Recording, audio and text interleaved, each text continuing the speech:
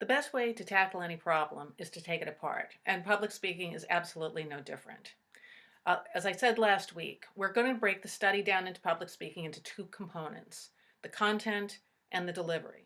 Now, we focused much of last week's lecture on the content aspect of it, how to find an idea, how to create a thesis, how to be focused when you're doing that, and how to break that down so that you can support it with 3 points.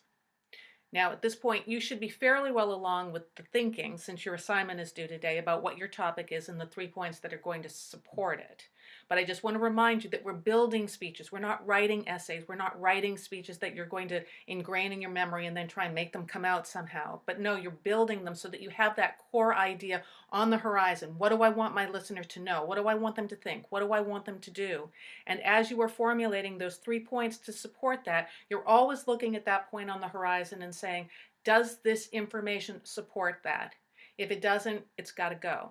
But in the beginning, as again we talked about brainstorming last week, let all those ideas flow. And then the point is to discard the things that aren't going to work for you and then the things that are going to support. And that will be what you're doing at this point now that you've determined your topic and you have your 3 points.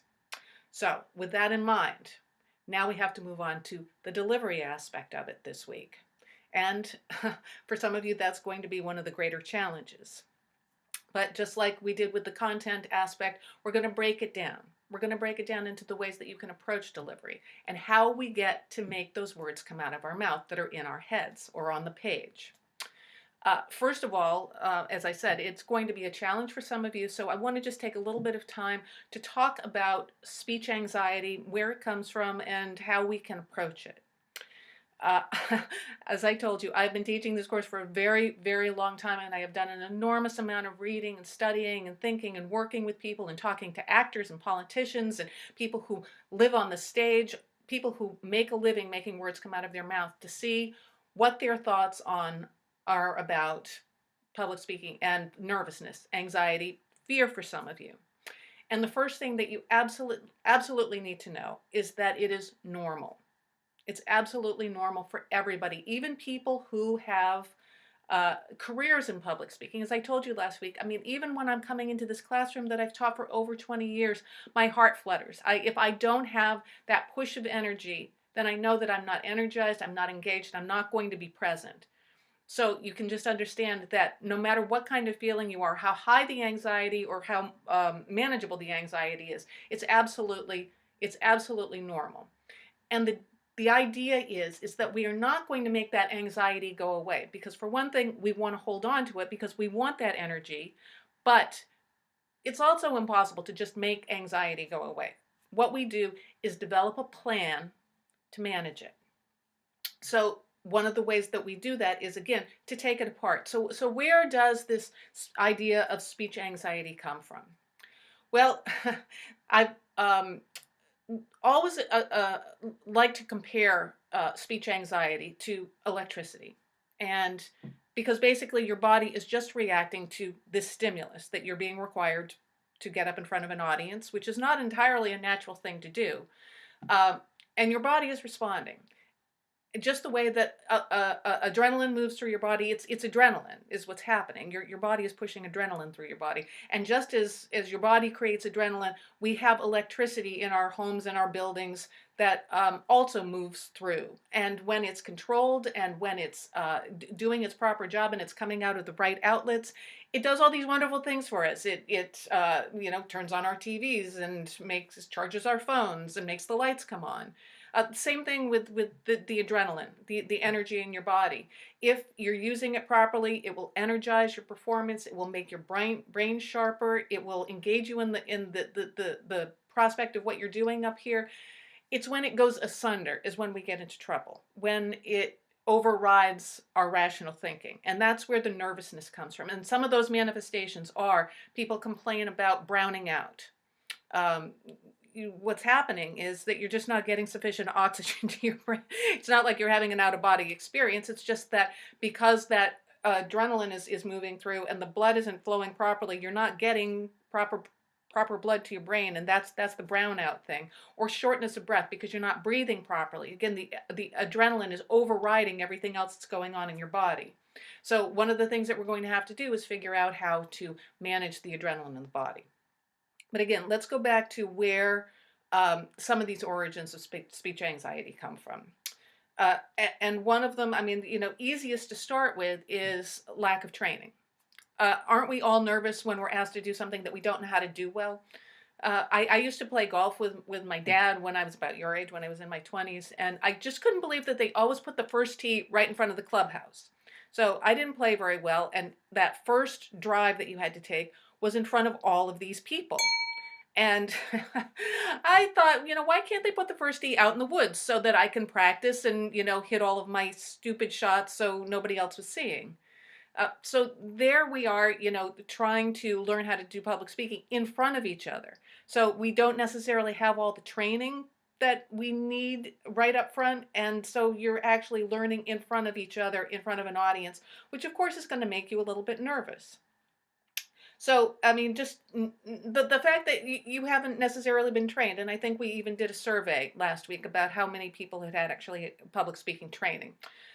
So I get nervous when I'm asked to do something I haven't done before. Every time I have to, do a flying leap at dance class with my two teenage classmates. Taking a dance class with two 14-year-olds. I guess I get a little bit nervous because I don't want to make a fool of myself. So, but the more training we get, the more confident we get, and the more we'll build that comfort level. So, I mean, we're just starting right at the point. Everybody is going to have training over the course of the semester, and just by merit of that fact, your confidence level will grow. And then there's just a matter of inadequate preparation. And that's something that I can't control. I can't help you prepare more. I mean, I'm giving you exercises over the course of the semester to try and process the process along, but that is all entirely in your control. So the fact that you have the ability to work on your speeches over the course of 1, 2, 3, some of you will have a month. To prepare some of these speeches. So that's entirely in your court. Some of these other things you can't control as readily, but we'll address some of those as we come along. But then, going back to the lack of training, it's also lack of experience. So, maybe you have not been trained properly in public speaking, or maybe you just haven't had an opportunity to do it very often. So getting up 5 times over the course of the semester, I promise you that at some level you will have gained confidence and some comfort up here just by merit of the fact of doing it, just being able to have that experience of being up at the lectern and knowing what that feels like, knowing what your audience reacts, seeing your other classmates have this experience up there. All of those things are going to build some of the parts of your confidence. Then the head part starts to get a little bit of tricky because we can control that less. I mean, you have complete control over how much preparation you have. We're going to be building training as the semester goes along. You are going to gain experience just by merit of getting up the lectern. So all of those things are going to build over the course of the semester. The other two things, where the source of anxiety comes from, that's a little bit trickier. Those are deep grained in our psyches. They're part biological, as I said. This is a flight or fight situation because the body is feeling a little bit of stress that this is a new situation, and your body is just going to naturally biologically react to it. I mean, you see a mouse trapped in a corner in the barn, and he's not sitting there, saying, "Hey, you want to go have a drink later?" I mean, it's like it's what the body, our biological bodies do when we get into a stressful situation. So the body's always going to have a physical reaction, but the brain also does a lot of tricks on us because basically we want to protect ourselves. To some of us, public speaking is a perceived threatening situation. Maybe we've had a bad experience in the past. I have a lot of my professional clients come to me who have, botched a speech or had a bad experience in law school or don't feel comfortable because of a situation that had happened before. So in that case, what we're going to be doing is building positives to replace those negatives.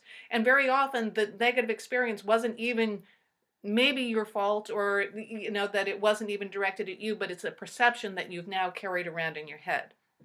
So what we're going to do is try to build some positives, give you the building blocks, the tools to increase the positives in your perception of what's going on at the podium. But it's also, some people dread the idea of getting up in front of an audience, and that's understandable, especially if you've had, some of the things that we've just talked about, a bad experience or not much training or not much experience. So it can be a situation that you would dread.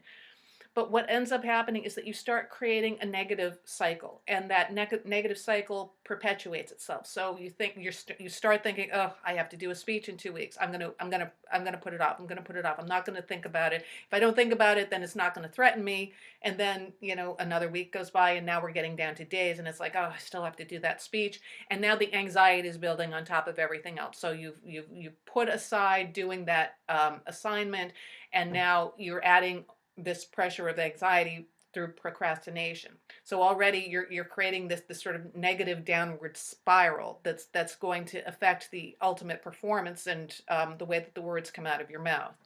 So thinking about the fact that you have some control, the amount of time, because as I said, I give you plenty of lead time to work on these speeches. So, you have some control about how much preparation that you're going to do. You can get up on your feet. You can feel what it's like to prepare. You can have all of these things happening, and that's in your control. But you still have to overcome that negative perception if it's living up there, and that's just a matter of mind control. And I know that it sort of sounds like, "Ooh, I'm going to control your mind." It's not quite that simple. But basically, if you have a negative thought come into your mind, like, "This is a stupid speech," or "I don't want to do this," or "I'm not going to do very well today," you've got to stomp it out. What you have to do is bring your focus back to the message. What is it that you are trying to tell your audience? And if you keep your mind focused on that, then you're less likely to let all these other voices come in and infect what you're trying to relay to your audience. And again, it only happens as you get experience and how you perceive